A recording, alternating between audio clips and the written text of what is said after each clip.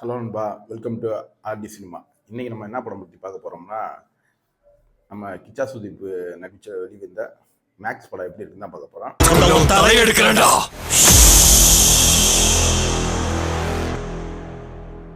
Maths கிட்ட பேசிட்டு இருக்கும்போது மேக்ஸிமம் சைலன்ஸ் இருக்கணும். இந்த படம் வந்து இப்போ தமிழ் டப்பிங்லேயே உங்களுக்கு தேட்டர்ஸில் அவைலபிளாக இருக்குது. இப்போ இந்த படத்தோட கதையை பார்க்குறதுக்கு முன்னாடி நம்ம வீடியோ பிடிச்சுன்னா லைக் பண்ணுங்கள், ஷேர் பண்ணுங்கள், மறக்காமல் உங்கள் சேனலை சப்ஸ்கிரைப் பண்ணி சப்போர்ட் பண்ணுங்கள்.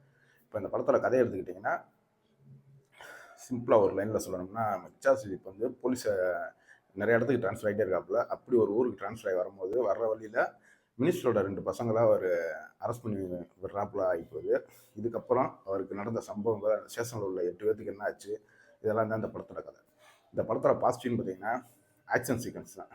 ஏன்னா அப்படி எடுத்து வச்சுருப்பாங்க படத்தில்.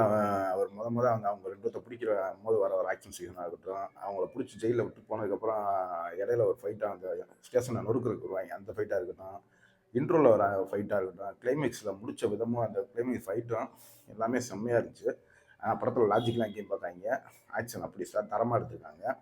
படத்தில் இப்போ பாசிட்டிவ் இருக்குது, நெகட்டிவே இல்லையா அப்படின்னு கேட்டிங்கன்னா, படத்தில் நெகட்டிவ்னு சொல்கிறதுலாம் அவ்வளோ ஒன்றும் இல்லை. ஏன்னா படம் ஒரு 2 மணி நேரம் தான் ஓடுதா, எங்கேஜிங்காகவே தான் இருக்கும். ஃபர்ஸ்ட் ஹாஃப் எவ்வளோ எங்கேஜிங் போதோ அதோட செகண்ட் ஹாஃப் கொஞ்சம் வேகமாகவே போகும்.